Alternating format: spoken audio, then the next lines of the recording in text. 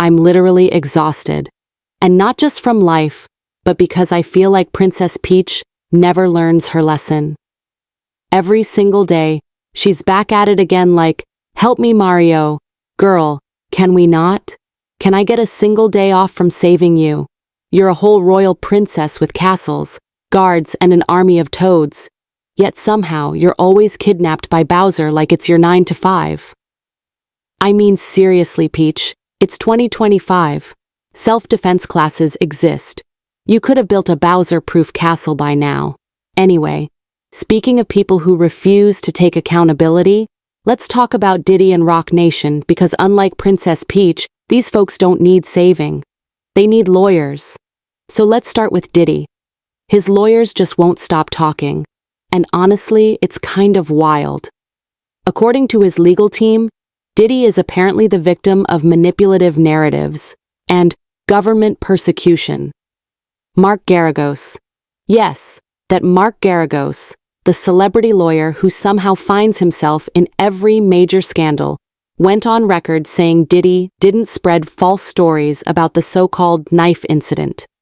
He insists Diddy doesn't have the capacity to be that manipulative and that this entire storyline was twisted against him. But here's where it gets even more unbelievable. Garagos actually compared Diddy's situation to Donald Trump's. He said both men are facing similar legal persecution, calling them victims of government overreach. Hold on. Are we seriously comparing Diddy to a civil rights leader now? Because apparently that's what was said in court, that there was a resonance between Diddy's experience and larger social struggles. It's giving delusion. Garagos claimed the government took a big swing trying to dismantle Diddy's empire, seizing assets, chasing RICO charges, aiming for life sentences. But despite all that, Diddy only got a 50-month sentence, which his team says was punitive but a win. So if it's a win, why can't Diddy, or more importantly, his lawyers, stay quiet and just let him serve the 4 years? He avoided life. The government backed off.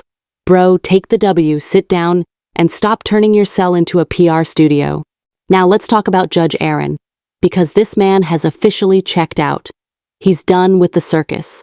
When the discussion about Diddy's prison transfer came up, Judge Arun basically said, I don't want him at Fort Dix, keep him near New York. And then, radio silence, no new placement, no updates, no movement. Diddy is still stuck at the MDC in Brooklyn, and it looks like that's where he'll be for the rest of his sentence. His team tried to get him moved to New Jersey, but that application got flat out denied. Judge Arun made it clear. He doesn't care where Diddy serves his time. The sentencing is done. Case closed. Goodbye. You can almost hear the judge saying, I've got a family to feed and better things to do than micromanage Diddy's prison housing. It's savage, but also kind of iconic.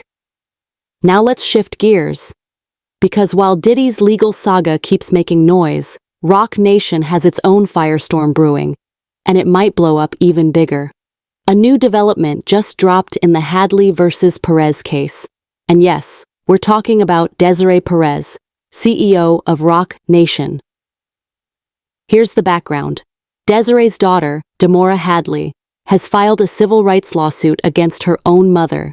She claims Desiree conspired to have her unlawfully detained under Florida's Baker Act, which allows authorities to commit someone to psychiatric evaluation if they're deemed a danger. According to the new filings, Desiree allegedly teamed up with a psychiatrist, Dr. Daniel Bobber, private investigators from a firm called Sign, and even law enforcement officials in Broward County to have her daughter locked away. But here's the kicker. Dr. Bobber never even evaluated Demora personally. No examination, no legal grounds, no justification. Which means the entire Baker Act detention violated key safeguards under both Florida law and the Fourth Amendment. This isn't just bad optics, it's a full-blown constitutional mess. The Hadley's latest 20-page opposition brief argues that the entire incident was a coordinated abuse of power. A mother leveraging private influence and public officials to silence her daughter. And the court is taking it very seriously. This isn't one of those celebrity lawsuits that gets laughed out of court. The judge already refused to dismiss the case, meaning the allegations are strong enough to proceed. That's huge. Now the case enters the discovery phase, where Demora's legal team can subpoena Roc Nation's internal communications, phone records, and even Desiree's personal correspondence with the psychiatrist and investigators. If any of those records confirm the alleged coordination, Roc Nation could be looking at one of the biggest civil rights scandals in music industry history. The court calendar suggests a trial could start as early as 2026, and people in the industry are already bracing for impact.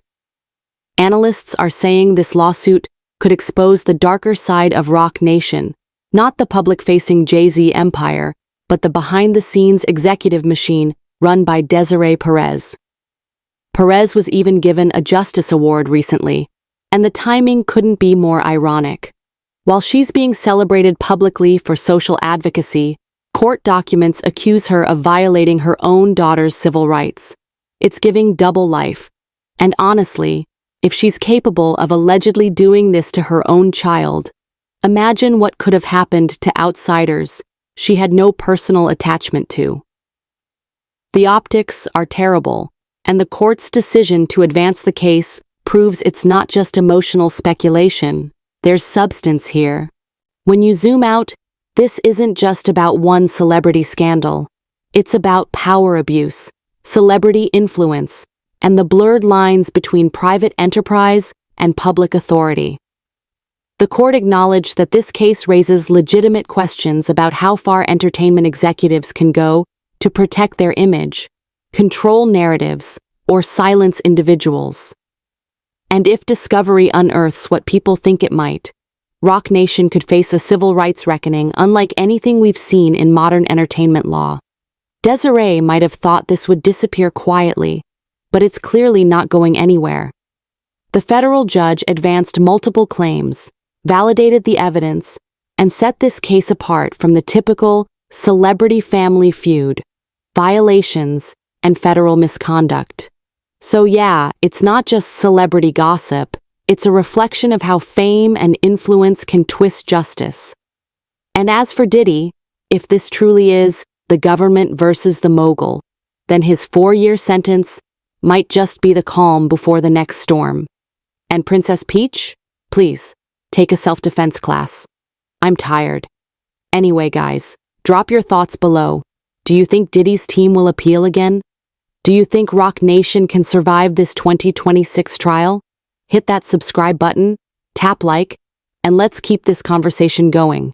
Because if this week taught us anything, it's that the real trials aren't just in court, they're in the court of public opinion.